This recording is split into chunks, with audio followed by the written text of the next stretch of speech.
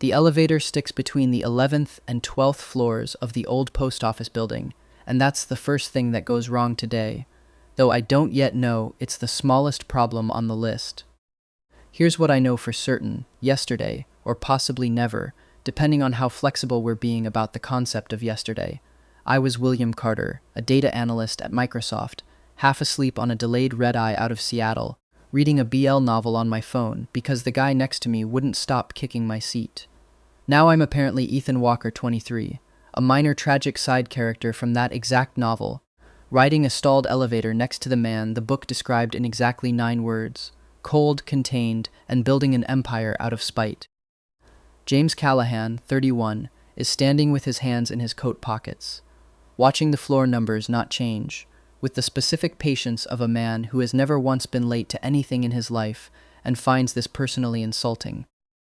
"You're not going to panic," he says. "It's not a question." "I'm doing quiet internal panicking," I say. "It's more efficient. Frees up my hands." He looks at me the way you'd look at a spreadsheet that returned an answer you weren't expecting. I decide, since we're both trapped here anyway, to get ahead of the inevitable. Before we go upstairs and someone hands me a contract with my name at the bottom, I say, I want it on record that I am an extremely bad investment. I sleep past noon whenever I'm allowed. I hate formal dinners with a passion usually reserved for tax audits. I steal blankets, not borrow, steal. There is no negotiating a blanket back from me once it's in my possession. I have opinions about seating charts. I will embarrass you in front of business partners on a schedule you cannot predict. Something moves at the corner of his mouth, not quite a smile, the rumor of one filed for later use. "Anything else?" he asks. "Give me a minute, I'm sure I'll think of more." The elevator lurches back to life before I can. By the time the doors open on the 12th floor, whatever window that was has closed, and we walk into a marble lobby that costs more per square foot than my old Seattle apartment costs per year, where my uncle is already mid-monologue about gratitude, and a contract sits on a low glass table with Ethan Walker's name typed at the bottom like a line item nobody bothered to negotiate. David Walker, 58, silver hair, a signet ring the size of a walnut, doesn't even look up when I walk in. "The least you could do," he's saying to the room, "is sign without theatrics." 6 men in dark suits are arranged around the table like furniture nobody asked for. William Carter spent 6 years building risk models. He can spot a bad deal at 40 paces, and this is possibly the worst one he's ever seen. No exit clause, no consent language, a human being valued and buried in Schedule C like a real estate parcel. So I do the thing my old body would never have done, and my new one apparently hasn't either, based on the way the room goes very quiet. Before anyone signs anything, I say, I'd like someone to explain why Section 4 references a termination clause that doesn't exist anywhere else in the document. Either that's sloppy drafting, or somebody's hiding something, and honestly, at this point, I'm rooting for sloppy. Uncle David's mouth opens and closes like a man rebooting. James still hasn't moved from the window, but something in his face shifts. Not softened, exactly, recalculated, like he just watched a piece on the board move somewhere it isn't supposed to be able to go, and now he's wondering what else it can do. David recovers fast, the way men who've spent decades being obeyed always do, and pivots straight into a performance of parental concern that fools absolutely nobody in the room, least of all James, who finally crosses toward the table. "Ethan has always been a delicate boy," David tries, aiming the sentence at James like it's a peace offering instead of an insult. "Prone to nerves. You understand this is simply how he processes stress.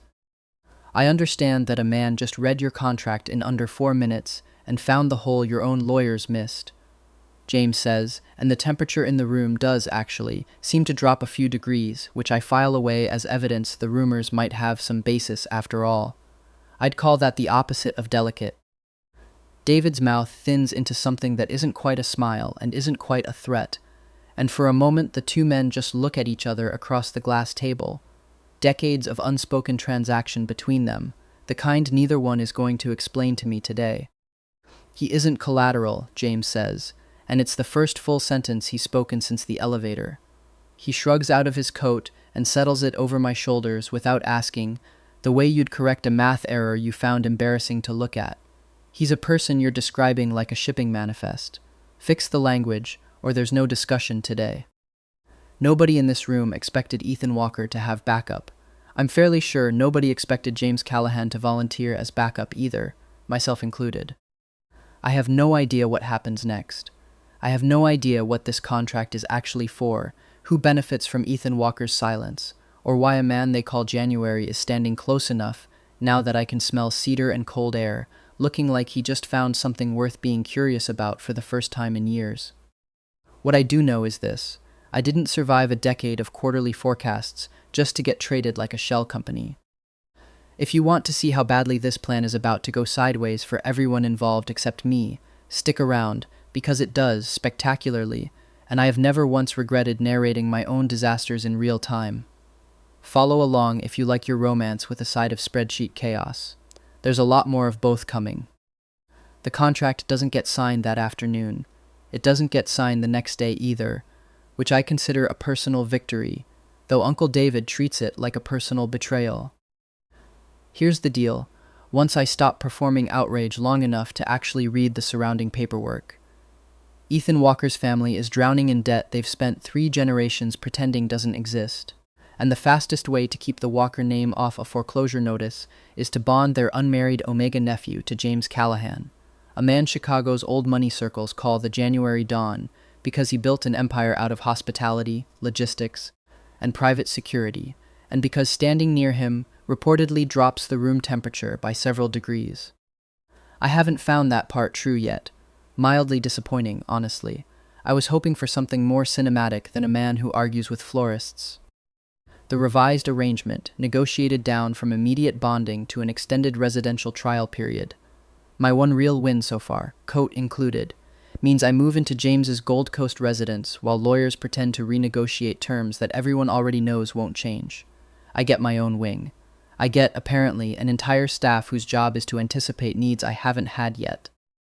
I also get Nathan Brooks, who introduces himself on my second morning by leaning in the kitchen doorway with his arms crossed, sleeves rolled to the elbow despite the Chicago cold outside, rectangular glasses pushed halfway down his nose like he's already tired of whatever I'm about to say. "So you're the fiancé who insulted James's schedule and survived," he says. Nathan is 35, James's oldest friend and closest advisor, and roughly the only person in this house who talks to me like I'm a person instead of a line item. He's been with James since before the Callahan Circle had a name, which apparently earns you the right to say things to James that would get anyone else escorted out by security. I didn't realize survival was considered an achievement around here, I say. You will. He pours himself coffee like he's not currently delivering a threat. James doesn't usually let people push back on his calendar, ever.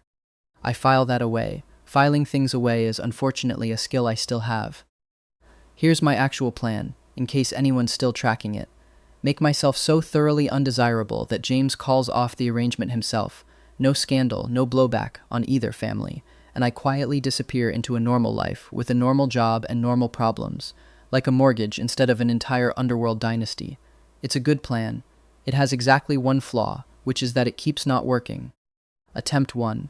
I tell James, over a breakfast I did not want to attend, that I require imported coffee, French skincare, and bedding soft enough to file a complaint if it isn't. I expect a lecture on frugality. Instead, 3 days later, all 3 appear in my room with a note in someone's careful handwriting that just says ordered. No commentary, no complaint. I am, for reasons I refuse to examine, irritated by how little this bothers him. Attempt 2. I refuse to attend a 7 o'clock strategy breakfast on the grounds that 7 o'clock is a personal attack disguised as a time. James's assistant reschedules the meeting to 10 without a single follow-up question. I start to suspect I'm not the one running this negotiation. Attempt 3 is the one that actually backfires in front of witnesses. James hosts a private dinner with 2 of his business partners, one of whom, mid-50s, silver watch, the kind of confidence that's never once been corrected, leans across the table and tells me pleasantly that Omegas are usually more comfortable outside business conversations. I smile, because my old job trained me to smile at people who are about to lose an argument they don't know they're already losing, and I walk him through exactly why his market projections don't hold up past the second quarter. It takes under 3 minutes. He doesn't have a rebuttal. James watches me over the rim of his wine glass for a long moment afterward, like I've become the evening's actual entertainment. "I thought you were trying to embarrass me," he says once the others have gone. "I was. Try harder." Attempt 4, a few days later, is less a plan than an act of desperation. I tell the house staff, with as much dignity as I can manufacture, that I intend to redecorate my wing entirely in a color scheme best described as airport carpet from 1987.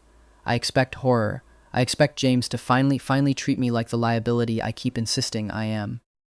Instead, a swatch book the size of a phone directory shows up on my desk that evening, along with a note: "Pick whichever ones you actually like. The staff will be relieved." Underneath, in smaller handwriting, as if added as an afterthought he couldn't quite talk himself out of: "For what it's worth, I'd have let you keep the carpet." I stare at that note longer than I'd like to admit. Somewhere in the building, a very expensive man is calling my bluff with the emotional equivalent of a shrug, and it is, infuriatingly, working. Unacceptable. Deeply unacceptable. I go to bed that night more annoyed than I've been since a client once asked me to recreate an entire fiscal model in Comic Sans.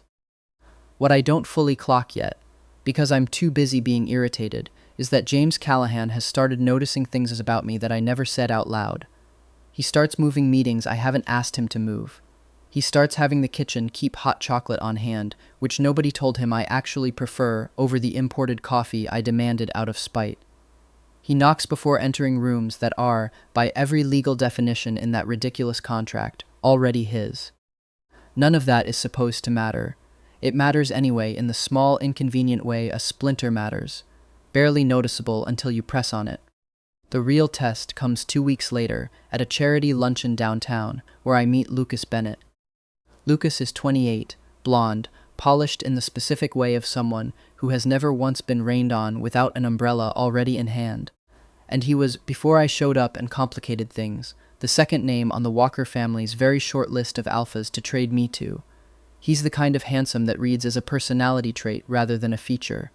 He also, I learn within about 90 seconds, cannot stand the idea that the quiet, easily overlooked Omega he once dismissed now has opinions in rooms full of investors.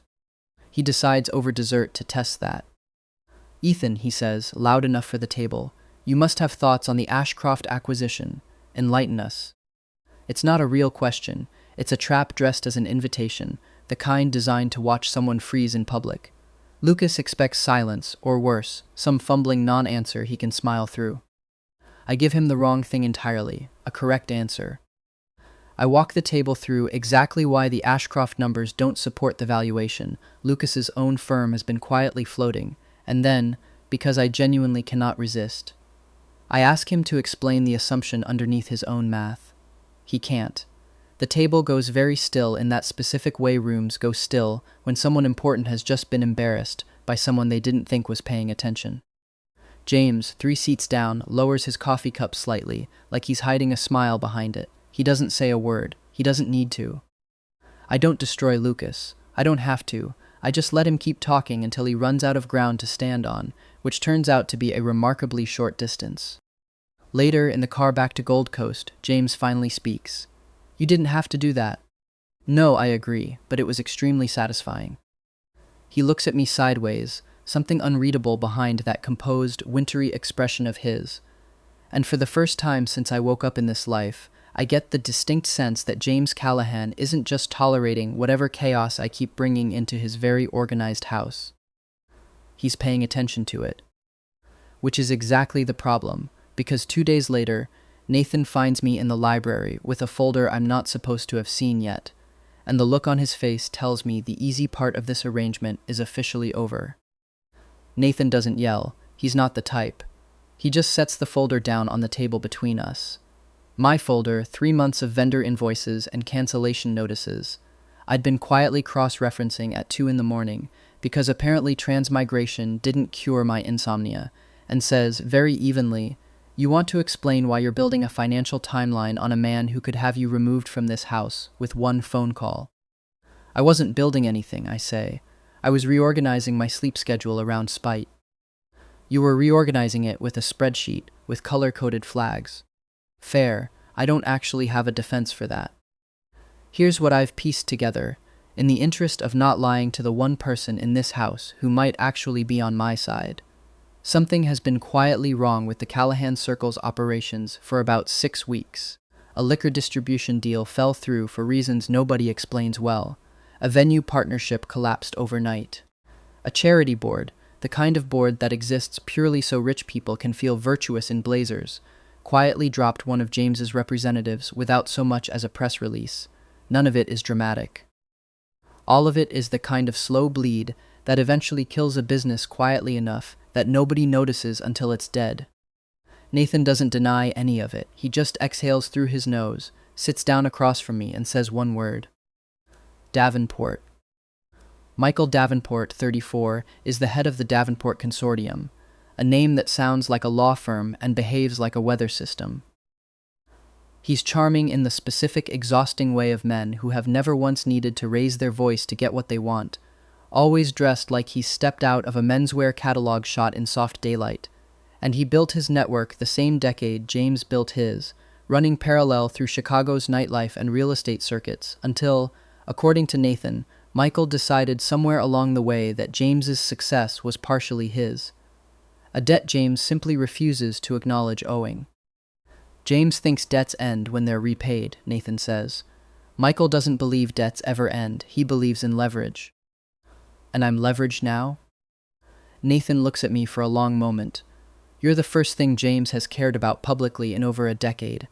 That makes you the best leverage Michael's had in years. Wonderful. I traveled several dimensions of consciousness to become someone's chess piece. How long have you known him? I ask, because Nathan is the only person in this house who seems willing to hand me actual history instead of carefully edited summaries. Since we were 22, Michael and James used to run the same circuit, same clubs, same investors, same city, trying to decide which of them it liked better. Nathan turns his coffee cup a slow half rotation on the counter, like he's deciding how much of this belongs to him to tell.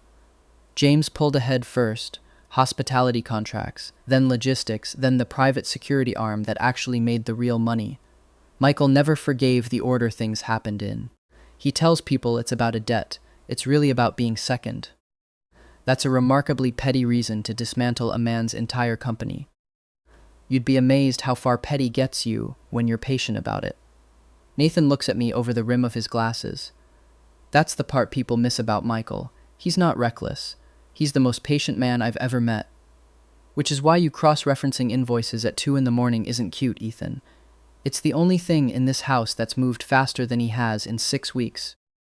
I don't have a joke ready for that one, so for once I let the silence sit. The pressure campaign, once I know to look for it, is almost impressive in its patience. It's not violence, nothing so crude. It's 100 tiny inconveniences dressed as bad luck. James gets quieter, colder. He starts declining the dinners he used to insist I attend, starts keeping strategy meetings behind closed doors, starts telling Nathan, not me, always through Nathan, which is its own small insult, to keep me away from certain negotiations entirely. Why? I ask him directly, catching him in the hallway outside his office at nearly midnight, because apparently alphas in crisis forget that sleep is a biological requirement rather than a personality flaw. Because this isn't your problem, James says. You're becoming my problem, I say, and I mean it as a joke, mostly, except it doesn't land as one. He just looks at me, that unreadable, wintry look, and walks past me into his office, and the door closes with a click that feels louder than it should.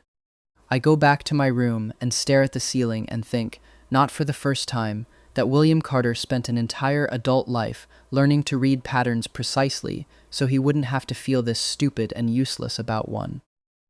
The next twist arrives wearing cream-colored tailoring and an aggrieved expression. Lucas Bennett, back in my orbit for the first time since the luncheon, except this time he's not performing entitlement for an audience. He corners me at a private gallery opening. James's idea, some deliberately public appearance meant to project stability the family clearly doesn't feel, and instead of the usual smug condescension, there's something almost nervous underneath it. His cuffs are buttoned too tight, like a man dressing for a meeting he didn't choose to be in.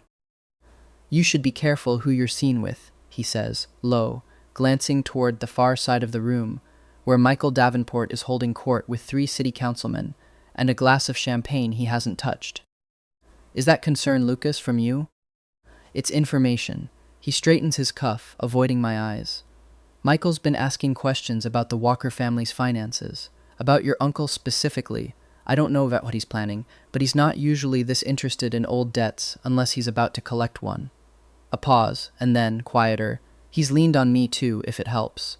I said yes to something small a few weeks ago. I didn't understand what it was small of until now. I file that away, unsettled. That's the first time Lucas has said anything to me that wasn't designed to make me feel small, and it's not because he's grown a conscience overnight. It's because Michael's been using him the same careless way he's using everyone else on this chessboard, and Lucas has just started noticing the bill coming due. I don't get to think about it long, because David Walker chooses that exact moment to materialize at my elbow, silver hair, signet ring, smile stretched thin over something that looks a great deal like fear. Ethan, he says, a word. We step to the side. My uncle's transactional courtesy has curdled into something closer to desperation these past weeks. He stopped mentioning gratitude entirely, which should have been my first clue. It turns out, in a detail he clearly did not intend to share, and only does now because panic makes people careless, that David quietly used part of the Walker family's remaining equity as collateral against a business loan brokered, conveniently, infuriatingly, through one of Michael Davenport's associates. If the Callahan bond falls apart, the loan comes due immediately, and the Walker family loses considerably more than a nephew's marriage prospects. You need to make this engagement work, David says, and for the first time since I woke up in this body, he sounds less like a man protecting an asset and more like a man drowning. I don't feel sorry for him, exactly, but I do feel the shape of the trap clarify a little further, and I don't love how many people are standing inside it with me, or how neatly his loan connects him straight to the man circling James. I spend the drive home turning it over instead of sleeping, which has become something of a pattern. William Carter used to build models for exactly this kind of problem. 3 actors, incomplete information, everyone assuming they're the one holding the strings. The difference is that back then, nobody's actual safety depended on whether I got the model right. Ethan Walker's family does. James's business does. Possibly. If I'm being honest with the parts of myself, I usually don't examine too closely, so does whatever this is turning into between James and me. By the time the car pulls into the Gold Coast Drive, I've decided on exactly one thing. I'm done waiting for someone else to hand me the full picture. If nobody's going to tell me the rules of this particular game, I'll build my own copy of the board. That night, back at the house, I find James in the kitchen at nearly 1 a.m, tie gone, sleeves rolled, staring into the refrigerator like it owes him an explanation. You're supposed to be sleeping, I say. You're supposed to be staying out of my business, he says, without any real heat in it. I'm terrible at instructions. It's a documented flaw. I nudge him aside and start pulling out ingredients: eggs, cheese, the sad half-loaf of bread nobody's touched in days, because apparently even underworld dons run out of things to say to each other at 1 a.m, and cooking has always been easier for me than talking. James watches me crack eggs with the kind of scrutiny he probably usually reserves for contract clauses. You measure by feel. I measure by not caring enough to get out the scale. I would get out the scale. I know, it's deeply concerning. I glance at him sideways. You strategize breakfast the way other men strategize hostile takeovers. Breakfast is the only meeting I can't reschedule, he says. And it's such a dry, exhausted joke that I laugh before I can stop myself, and something in his shoulders loosens for the first time in days. We eat standing up at the counter, not talking about Michael, not talking about David, not talking about any of it, just 2 people who apparently both find comfort in doing something with their hands, and it's the calmest either of us has been in a week. I don't examine too closely why that matters to me. I've learned that examining it too closely tends to end badly. The storm hits 3 nights later, rolling in off Lake Michigan hard enough to rattle the windows, and my body, Ethan's body, the one I still haven't fully learned the rules of, reacts to the stress in a way I wasn't braced for. My suppressants misfire. My scent goes thin and unstable, sharp enough that I can smell my own panic, which is a deeply unpleasant experience I'd recommend to no one. James appears in my doorway within minutes, which either means the house staff is extremely efficient or he was already awake and listening for exactly this. He stops several feet away, doesn't come closer. Can I? Yes, I say, before he even finishes the question, because whatever instinct Ethan's body carries recognizes something in James that makes the answer easy. He crosses the room slowly and doesn't touch me at first, just stands close enough that his scent, cedar, snow, something underneath both that I can't name, reaches me, and instead of overwhelming my unstable signal the way I braced for, it does something stranger. It settles it. Not suppression, not dominance, just quiet, like two mismatched notes finally landing on the same chord. How long have you known this happens, I ask, once my pulse stops trying to escape my body. James doesn't answer right away, and when he does, it's careful, deliberate. Nathan calls it resonance. It's rare. It doesn't mean anything's owed. It just means our bodies recognize each other. That's not an answer to my question. I know, he says, and doesn't elaborate, and I file that non-answer away with all the others, a small stack of things James Callahan is choosing not to tell me. The next reveal, when it comes, isn't from James at all. It's from an old cardboard cup sleeve Nathan finds while helping me sort through a box of Ethan's childhood belongings the Walker estate finally shipped over. Faded, soft at the folds, with handwriting I recognize because I've been staring at variations of Ethan's penmanship in old journals for weeks. You look like January, try surviving until spring. Nathan tells me the story before James ever does. A food drive years ago, a broke 24-year-old James working 2 jobs and picking up supplies with hands shaking from cold, and a quiet Omega volunteer who handed him a cup of hot chocolate without making it a whole production. 5 minutes, maybe less. James kept the sleeve. The nickname, Nathan says, watching my face carefully, the one everybody thinks is about how cold he is. It's about that cup, I finish. When I ask James about it directly, he doesn't deny it, doesn't perform embarrassment, just watches me with an expression I'm starting to recognize as his version of vulnerable. I remembered the boy who gave me the cup, he says. I fell in love with the man who keeps stealing my blankets. Which, fine. That's an unfairly good line for a man who otherwise communicates primarily through rescheduled meetings. I don't say anything clever back. I just sit with it, and later that night I tell him, quietly, the thing I hadn't let myself admit even to myself, I don't want this engagement to end. James doesn't answer with words. He reaches into his desk drawer and slides an old, worn notebook across the table toward me. Course listings, circled in pen, from a university program he deferred and never went back to. He doesn't explain. He doesn't have to. It's the most honest thing he's shown me since I got here, and it says more than any speech could. Quick question for anyone still with me. If your love interest handed you their most guarded secret instead of a grand declaration, would that actually land harder for you too? Or am I just a sucker for a man who does everything except say the sentence out loud? The competence slip happens 2 days later, and it's entirely my own fault for getting comfortable. James is on a call in the study. Nathan on speaker, some clipped conversation about a logistics contract renewal, and I'm at the whiteboard he keeps by the bookshelf, pinning up loose notes from my own reading, only half listening, until I hear the number. It's wrong, not dramatically wrong, just off by a margin that would look fine to anyone who wasn't used to catching exactly this kind of error for a living. That's off, I say, before I remember I'm supposed to be background furniture in this meeting. The call goes silent for a second too long. Off how? Nathan asks through the speaker, careful, like he already knows the answer is going to be inconvenient. I walk them through it.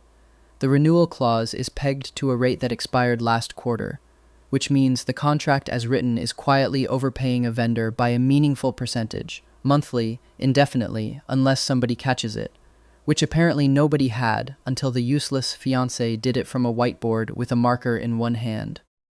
James ends the call a few minutes later and just looks at me, not accusingly, assessing the way he assessed me in that elevator months ago, except sharper now, like a man double-checking a hypothesis he's been quietly building for weeks. You told me you were lazy, he says. I am lazy. I'm also right. Those aren't mutually exclusive. There's a beat where he just watches me, weighing something, and then he does the thing I least expect. He pulls out the chair across from the whiteboard and sits down properly, like I've just become the meeting instead of an interruption to it. Walk me through the rest of it, he says. All of it, not the summary, the actual reasoning. So I do. 20 minutes of margin calculations and vendor histories that I fully expect to bore a man who runs a hospitality empire, except he doesn't look bored once. He asks better follow-up questions than half the analysts I used to manage in my old life, and somewhere around minute 12, I realize he isn't testing me anymore. He's genuinely trying to understand how my mind works, the way you'd study a lock you'd finally decided was worth picking properly instead of forcing. He doesn't smile exactly, but his eyes crease at the corners, a small tell I've started cataloging like currency. Nobody catches errors like that by accident, Ethan. I don't have a good answer for that, so I cap the marker and say nothing, and I can feel him still watching me long after I've changed the subject. Nathan, once he's off the call, corners me in the hallway with the specific look of a man doing math he doesn't like the answer to. You realize he's going to start bringing you into actual meetings now. That sounds like a threat. It's a warning. James doesn't do things halfway once he decides they're worth doing. You caught one error. Next week, it'll be 3 contracts and a seat at the table nobody voted you into. Nathan pushes his glasses up, studying me like he's recalculating something about the whole arrangement. For what it's worth, I've known him 15 years. I've never seen him hand anyone that seat voluntarily, not once. Is that a compliment? It's an observation, Nathan says. Try not to waste it. The following week, everything accelerates at once. Michael Davenport requests a private meeting with James under the guise of old friends catching up, and when James returns from it, he's colder than I've ever seen him. A full-body kind of cold, the kind that makes the staff go quiet when he passes. He won't tell me what was said. He starts avoiding my eyes in a way he hasn't done since the very first week, back when he was still deciding whether I was worth the trouble. Nathan, cornering me in the hallway with the particular urgency of a man who's run out of patience with his own boss's habits, finally breaks a little. Michael's moving up his timeline. There's a summit in a few weeks. Investors, old families, half of Chicago's money in one room. He's planning to announce something there, something public. Announce what? I don't know yet. But James is trying to handle it alone, which means he's about to do something spectacularly stupid to protect you from it. Define spectacularly stupid. Nathan gives me a look that suggests he's already had this exact argument with James once tonight and lost. He's talking about buying out Michael's stake in 3 joint ventures at a premium just to cut the ties fast. It would work. It would also bleed the company for 2 years and hand Michael exactly the kind of public James Callahan panicked and overpaid story he wants everyone telling at dinner parties. That's not a solution. That's surrender with better lighting. Try telling him that. I intend to, I say, and Nathan, for the first time since I've known him, looks almost sorry for whoever's about to lose that particular argument, and it isn't going to be me. That night, I find James standing at the window of his office, untouched whiskey in hand, staring out at a city he built half of and apparently trusts less than ever. Whatever you're about to decide without me, I say from the doorway, I'd like it on the record that I already know it's a bad idea. He turns, and for the first time, there's something almost raw under the composed surface. Not affection, not distance, but a kind of focused, unsettled suspicion, like he's finally putting weight on a question he's been avoiding since the elevator. Who are you, Ethan? He asks, quiet, serious. Because the boy my sources have on file doesn't read contracts. He doesn't catch pricing errors mid-call, and he definitely doesn't stay this calm the closer Michael gets.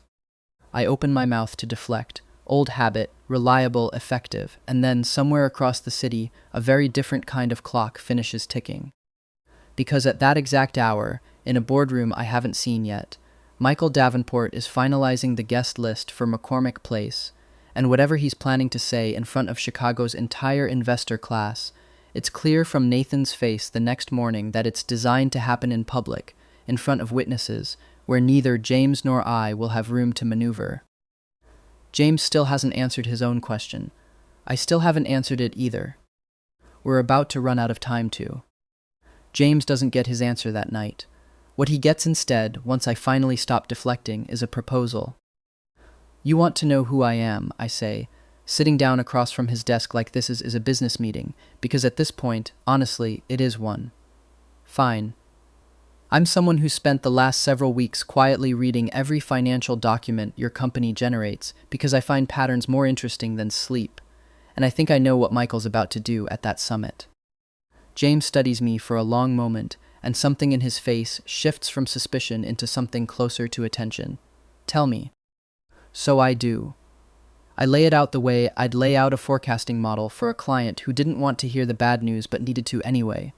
The vendor cancellations, the timing of the donation withdrawals, the property bids that fell through at oddly convenient moments, all of it threaded back when you stack the dates side by side, to intermediaries connected to Michael's network.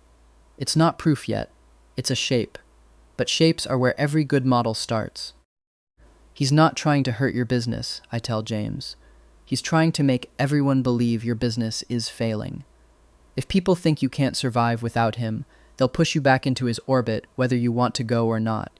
That's the whole play. James is quiet for a long moment, and I watch him do the thing he does, recalculate, the same way he did in that elevator months ago, except this time the piece moving somewhere unexpected is standing right in front of him instead of across a room. You've been building a case, he says. It's not a question. I've been reading contracts for fun since I was 28, I say. Apparently that's the disorder now, fine by me. For the first time all week his jaw eases, the tension going out of it like a held breath finally released. I'm not letting you walk into that summit alone. Good, I say, because I wasn't planning to ask permission. We bring in Robert Hayes 2 days before the summit, on Nathan's recommendation. A forensic accountant in his mid-40s, gray at the temples, tired blue eyes that look like they've spent 2 decades watching wealthy people make expensive, avoidable mistakes. He carries paper folders, even though he owns 3 separate tablets, wears the same conservative gray suit to every meeting like a uniform he trusts more than fashion, and doesn't blink once when I hand him a box of loose financial threads and ask him to make them into something a room full of investors can't dismiss. You want me to verify this independently, he seizes, flipping through the first folder. I want it to stop being my word against his, I say.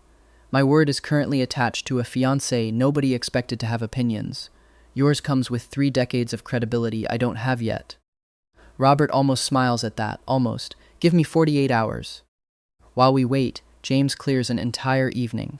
No calls, no staff hovering, just the 2 of us and a takeout container of pad CU balanced on his desk between 2 laptops, and helps me build the visual timeline we'll need if the committee wants something they can actually follow instead of a wall of numbers. He's better at simplifying a chart than I expect from a man who usually communicates in contract clauses. You'd have made a decent analyst, I tell him, around a mouthful of noodles. I considered it, briefly, before I discovered I preferred owning the company that hires them. He doesn't look up from the screen. Turn this graph 90 degrees. Nobody at that summit is going to tilt their head for you. Bossy. Accurate, he says, and for once I don't have a rebuttal, because he's right, and I hate how often that's starting to be true. He delivers in 36, with every pattern confirmed, cross-referenced, and time-stamped in a way that turns my whiteboard notes into something closer to a legal document. Buried in the last folder is the detail I'd been hoping he'd find and dreading at the same time. One of the shell intermediaries funneling pressure into James's vendor contracts traces directly back to the same loan broker who arranged David Walker's collateral loan. Same office. Same signature on 2 different disasters. James, reading it over my shoulder, exhales slowly. Your uncle's been funding this the whole time and didn't even know it. He knew enough, I say. He just didn't ask who was on the other side of the money. Nobody in that family ever does. McCormick Place on the night of the summit looks like Chicago decided to compress its entire wealthy population into one glass-walled hall and see what happened. Investors in tailored suits, hospitality executives working the room like it's a competitive sport, a string quartet playing something nobody's actually listening to. Michael Davenport holds court near the stage in cream-colored tailoring, smiling at everyone like he already owns the room, which, functionally, tonight, he intends to. He sees me across the crowd and his smile widens in a way that isn't kind. Ethan, he says, drifting over with a glass of champagne he still hasn't touched, the same one from the gallery opening, apparently, or its identical twin. I didn't expect James to bring his fiancée to something this substantial. I didn't expect you to still be talking about debts nobody owes you, I say pleasantly, but here we both are.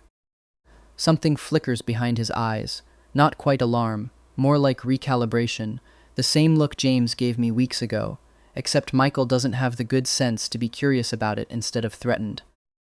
His speech, when it comes, is polished the way everything about him is polished, a warm, practiced meditation on loyalty, stability, and the value of old partnerships that have weathered every storm. It's a beautiful piece of narrative engineering. It's also, structurally, exactly the setup Robert flagged 3 days ago, the announcement of a new alliance designed to make it look, to every investor in the room, like James Callahan has quietly crawled back under Michael's wing. James stands near the front, jaw tight, letting Michael finish. Refusing to attend tonight would have looked like hiding, so he's here instead, absorbing every word, waiting. I wait too until the room shifts to questions.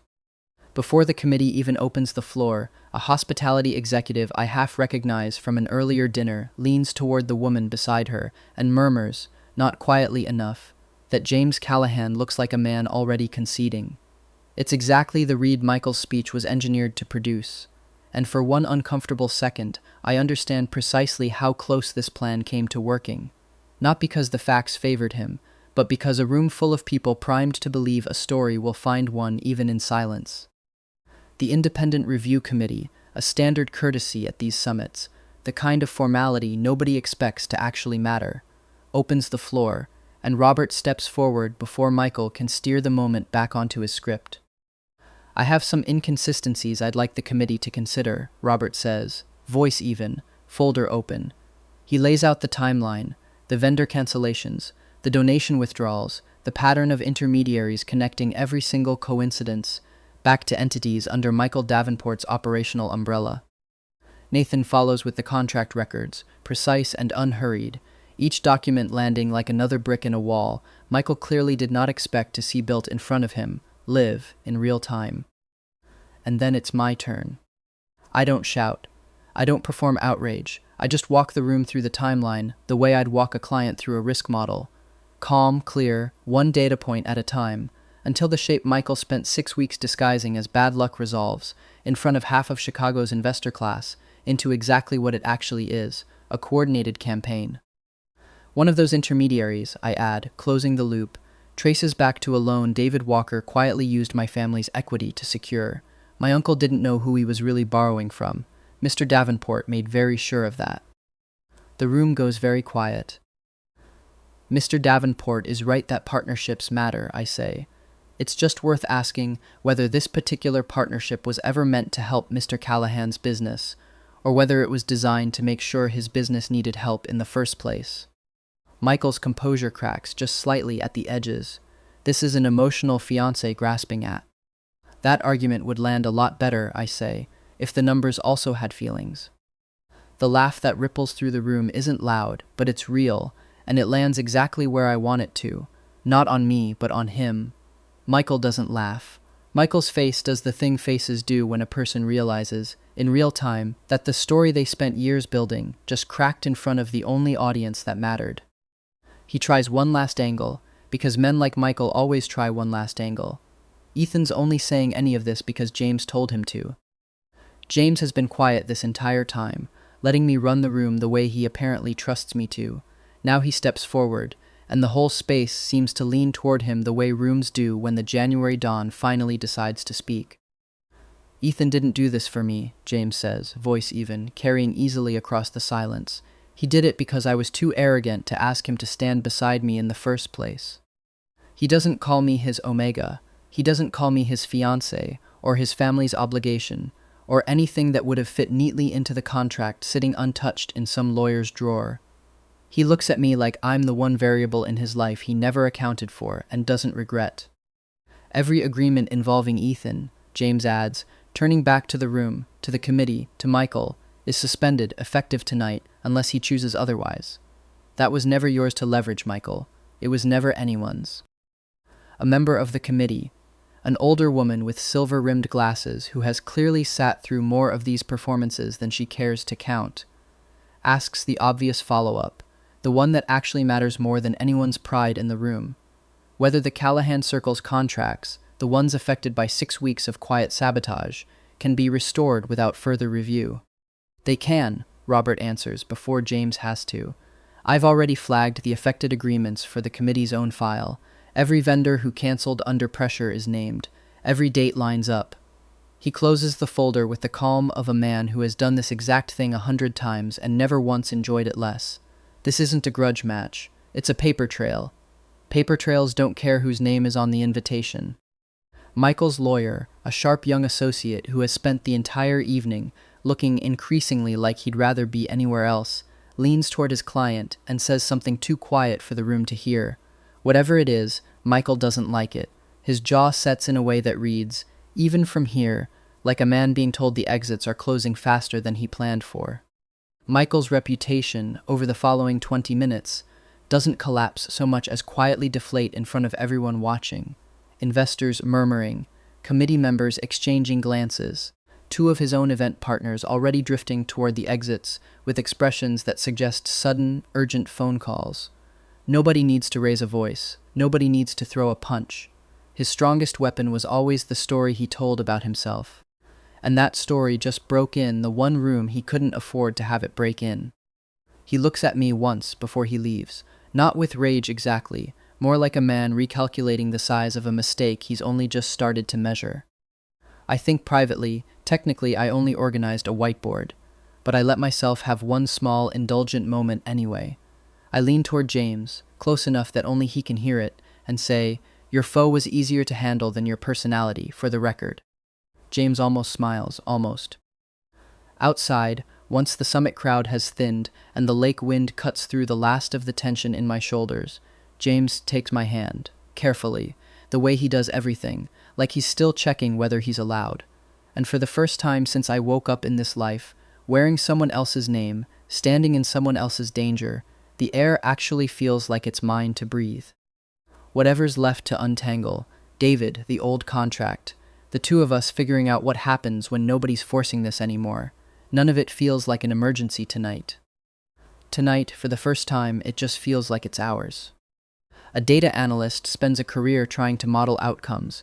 Nobody warns you the best one might just be a quiet car ride and someone's hand not letting go. The fallout takes about 3 weeks to fully unfold, which, I'll admit, is longer than I wanted and shorter than I expected, given how much paperwork rich people generate when they're trying to save themselves. Michael Davenport doesn't go to prison in some dramatic courtroom scene with reporters shouting outside. It's quieter than that, and honestly, worse for a man who built his entire identity on control. The forensic trail Robert assembled gets handed to independent investigators, who find exactly what we already knew they'd find. Coordinated interference, coercive contracting, a pattern too consistent to wave away as coincidence. Several of Michael's own intermediaries, faced with the choice between loyalty and their own liability, cooperate almost immediately. The Davenport Consortium loses its major partnerships within days. The investor class that spent years pretending to admire him discovers, with the swiftness only the wealthy can manage, that they'd never actually liked him. They just liked being near his money. He isn't destroyed. Nobody breaks a single window. He simply stops being invited to rooms that used to open for him automatically, and for a man like Michael, that turns out to be its own quiet sentence. I hear, secondhand, through Nathan, that he's relocated to New York to rebuild. I don't think about it much after that. Some people you don't need to watch fall. You just need to stop being in their orbit. Lucas, oddly, comes out of the whole mess better than most. He testifies, carefully, reluctantly, but honestly, about the small favor Michael leaned on him to do, and the committee treats voluntary disclosure the way committees always treat it, as evidence of a man who can still be trusted, eventually, once the debt of an apology is paid off in full. It costs him a season of social invitations, and from what I hear, an engagement he'd been quietly hoping wouldn't happen anyway. He doesn't complain about either. For a man raised to believe consequences were things that happened to other people, that alone feels like progress. Robert Hayes sends one final invoice, itemized down to the hour, with a single line added at the bottom that isn't billed for anything. Glad it was you 2 who called. Most people wait until it's unfixable. James frames it. I tell him that's deeply strange behavior for a man who otherwise alphabetizes his ties, and he tells me to leave his ties out of this. David Walker's ending is smaller, and honestly, funnier, in the specific way petty justice tends to be funny once you're not the one drowning in it. The loan he quietly secured against Walker family equity, using my future as collateral, comes due the moment the engagement is publicly suspended. Exactly as he feared, exactly as he brought entirely on himself. The family board, once they understand how much risk he gambled with, without ever asking me, votes him out as family representative within the month. I don't scream at him, I don't even really want to, which surprises me more than it probably should. I just have Nathan draft a clean, professional document terminating his authority over my trust, and send it over without ceremony. You want to add anything personal? Nathan asks, reading over the final version. I think about it for a second. Warm regards. Nathan looks up at me like I've just confirmed something he suspected all along. That's genuinely vicious. I learned it in corporate America, I say. We're very restrained people. James's apology, when it finally comes, doesn't happen at Aguila or over champagne or anywhere designed to be witnessed. It happens on a regular Tuesday, at my apartment near the Loop, where I've been staying since the engagement paperwork officially dissolved into something closer to optional. He shows up with no security detail, no bouquet, no grand entrance, just a paper bag of takeout from the Thai place 2 blocks over, and an expression on his face like he'd genuinely rather negotiate with a room full of hostile alphas than say the next sentence out loud. I thought protecting you meant keeping you outside the danger, he says, standing in my doorway like he isn't sure he's allowed past it. It mostly kept me outside the information, I say, which, for the record, is not the same thing. He nods slowly, and I can see him actually turning it over, the way he turns over contract language he doesn't like. I know that now. Good, say the next part. Next time, he says, I'll ask you to stand with me. Not behind him, not somewhere carefully sealed off and safe. With him. It's such a small sentence for something that took him this long to arrive at, and I let myself feel exactly how much weight it's carrying before I answer. I forgive you, I say, eventually, after you carry all of that upstairs yourself. He does without complaint, 4 flights, because apparently the January dawn's love language includes stairs now. We eat the takeout cold on my couch, sitting closer than the couch actually requires, and for a long time neither of us says anything important. He tells me, unprompted, about the 2 jobs he worked the winter he met me the first time, warehouse shifts before dawn, a bar he tended until close, the kind of exhaustion that made a free cup of hot chocolate feel like the only kind thing that had happened to him in months. I tell him about William Carter's last ordinary night, the delayed flight, the man kicking my seat, the very last thing I remember before the world quietly swapped itself out from under me. Do you miss it, he asks, your old life? I think about that honestly, for the first time since I woke up kneeling on marble that cost more than my rent. Sometimes, I miss knowing exactly how a spreadsheet was going to behave. I don't miss much else. I look at him sideways. This version has better company. Low bar, he says. I've met your uncle. Devastatingly low, I agree, and he almost laughs, and it's such a small, unremarkable sound that I decide, quietly, it might be my favorite one in the city. Somewhere close to midnight, he asks the question I've been half expecting since the elevator and half dreading since the storm. If the contract had never existed, if none of this had ever forced us into a room together, do you think we'd have found our way here anyway? I think about it honestly, because he deserves that much. I don't know. I'd like to think so. But I also think I got very lucky that the version of you standing in that lobby was someone who cared more about fixing bad language in a contract than signing it. I almost didn't, he admits. I'd already decided to let the lawyers handle it and stay out of the room entirely. Nathan talked me into showing up. Remind me to thank him properly. Don't, James says. He's insufferable enough without knowing he was right. I laugh, really laugh, the kind that surprises me a little. And for once, neither of us reaches for something clever to say next. We just sit with it, 2 people who ended up exactly where neither of us planned to be, and for the first time since I woke up in this life, that feels less like an accident and more like the correct answer to a question I didn't know I was asking. The actual proposal, if you can call it that, given the paperwork involved, happens weeks later, On the river walk under the first real warmth of spring, no lawyers, no family board, no contract negotiated by anyone but us. James hands me a single page. I brace for something formal. Instead, the title reads, Proposal for Voluntary Long-Term Cohabitation Between One Difficult Alpha and One Allegedly Lazy Omega. I read it twice to make sure I'm not hallucinating. The terms include, no meetings before 9 unless the building is genuinely on fire, blanket theft legally protected. James is required to explain any dangerously noble plan before attempting it. I'm required to stop pretending I don't like being spoiled. Either party may request hot chocolate at unreasonable hours, no explanation necessary. At the bottom, one final clause, bonding marriage or forever, only if Ethan wants it. I read the whole page a third time, slower, just to watch him wait for my answer, with the particular stillness of a man who has negotiated 100 deals worth more money than this one, and has never once cared about the outcome, the way he clearly cares about this. You wrote a legal document, I say, to ask me to stay. I'm consistent, James says, entirely serious, which somehow makes it funnier. I sign it. Then, because negotiations aren't actually closed just because he thinks they are, I add one more line underneath. James must smile at least twice a week. He reads it, and for a second his expression does something complicated. Caught between protest and something warmer, he clearly doesn't know how to arrange his face around yet. That's unreasonable, he says. Negotiations are closed, I say, and hand it back before he can argue. Months later, life has settled into something I genuinely didn't expect to survive long enough to have. Quiet, occasionally chaotic, entirely mine. I keep consulting remotely as a data strategist, mostly because I find genuine, uncomplicated joy in watching wealthy people discover their forecasting models were wrong the whole time. Every so often, when a problem inside the Callahan businesses is interesting enough to justify getting out of bed for, I help. James lets me.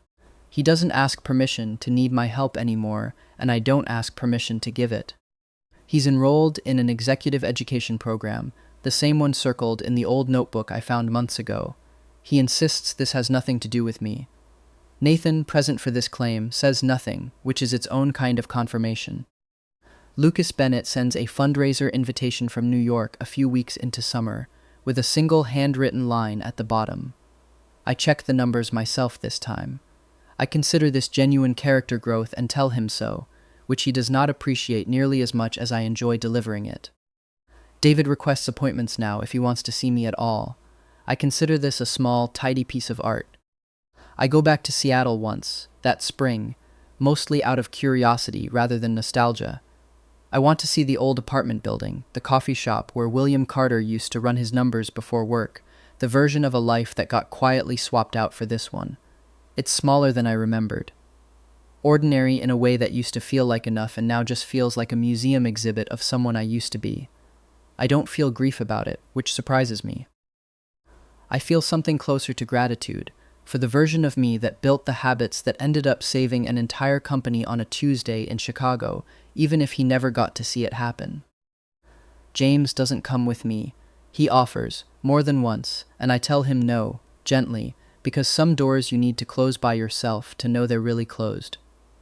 When I get back, he's waiting at the airport with a mug of hot chocolate he clearly smuggled through security by sheer force of intimidation, and doesn't ask a single question about how the trip went until I'm ready to volunteer it. It's such a small kindness that it takes me most of the car ride home to figure out why my throat feels tight about it. Good trip? He finally asks, once I've had time to just sit with the quiet. Good trip, I say. Better welcome home. He doesn't say anything clever back this time either. He just reaches over and laces his fingers through mine at a red light, like it's the most natural transaction in the world, and for once I let it be exactly that simple. Nathan gets married that autumn to a soft-spoken architect named Priya who takes one look at the Callahan household's color-coded emergency binders and declares, with real affection, that she's marrying into a family of extremely well-organized disasters. I stand up at the small reception and, when it's my turn to toast, tell the room that Nathan once caught me color-coding a spreadsheet at 2 a.m. and treated it like a diagnosis rather than a compliment, and that I'd like the record to reflect he was right both times. Nathan raises his glass to that with more grace than I expected, and considerably less than I deserved. James dances exactly once that night, badly, on principle, because I told him the January dawn owed me one slow song for every meeting he ever rescheduled on me out of pure stubbornness. He doesn't argue the math. He just puts a hand at my back and steers us both around the floor like it's a negotiation he's decided. For once, he doesn't mind losing.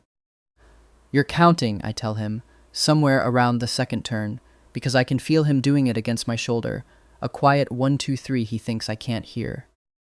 I don't do things I haven't prepared for. You run a hospitality empire. You've been to 100 weddings. I've attended 100 weddings, he corrects. I've danced at none of them. There's a difference. He misses a step anyway, recovers with the sort of composure that would fool anyone who hadn't spent the last year learning exactly what his tells look like, and mutters something under his breath that might be a curse word in a language I don't recognize. For what it's worth, I say, watching you fumble a slow song is the closest I've come to actual, uncomplicated joy since I got here. Careful, he says. I might start doing it on purpose. Please don't. I'd have to marry you out of pure spite. Noted, he says, entirely too pleased with himself, and doesn't let go of my hand for the rest of the song. On the first snowy evening of the following winter, I find James at the window with 2 mugs of hot chocolate, one already held out toward me. He's still got the old cardboard sleeve, worn soft at the folds now, the faded handwriting barely legible except to someone who's memorized it. You look like January, try surviving until spring. I lean into his shoulder. Outside, the city is going quiet and silver under the snow, and his scent settles around me the way it always does now. Not overwhelming, just steady, like something finally landing where it was always supposed to. You survived, I say. So did you, he says, and kisses my forehead and asks what I want for dinner, which is, apparently, the closest thing our particular love story has to a grand finale. The January dawn and a stubborn Omega with a Seattle data analyst's soul, arguing gently over pizza toppings in a kitchen that used to intimidate me and now just feels like home. Pineapple, I say, mostly to watch his face do something complicated. Absolutely not. It's my house too now, contractually. The contract specified hot chocolate rights, not culinary sabotage. I'm adding an amendment. You're always adding an amendment, he says, but he's already reaching for his phone to place the order, pineapple and all, because we both know exactly how this particular negotiation ends. The same way every negotiation between us has ended since a stalled elevator on the 11th floor, with him pretending to lose, and both of us knowing better. I win that argument too. I win most of them these days. Turns out, being underestimated your whole life is excellent training for exactly that. Sometimes, late at night when the house is quiet and James has finally stopped answering emails, I think about how easily none of this could have happened. A different flight, a different seat assignment, a different last thought before the world quietly swapped itself out from under me. William Carter spent a career building models to predict outcomes, and not one of them ever accounted for waking up as somebody else's fine print, in somebody else's danger, discovering that the safest bet he ever made was refusing to sign something without reading it first. I don't know if that's a moral. I'm not sure this story owes anyone one, but if there's a lesson buried in a stalled elevator, a bad contract, and a man who kept a cardboard cup sleeve for 8 years because a stranger was kind to him once, it's probably just this. Read the fine print. Ask the inconvenient question. Don't sign anything or anyone off as a foregone conclusion, including yourself. If you've made it this far with me, through the elevator, the whiteboard, the very slow emotional unraveling of one extremely composed Chicago Alpha, thank you for sticking around for the whole ride. If this is the kind of chaos you're here for, follow along for more. I've got a stack of other stubborn, quietly soft men just waiting to be reformed by someone who reads the fine print, and I'd love to have you along for the next one. Drop a comment and tell me which part hit hardest. I read every single one, and I'm already taking notes for whoever's contract I dismantle next.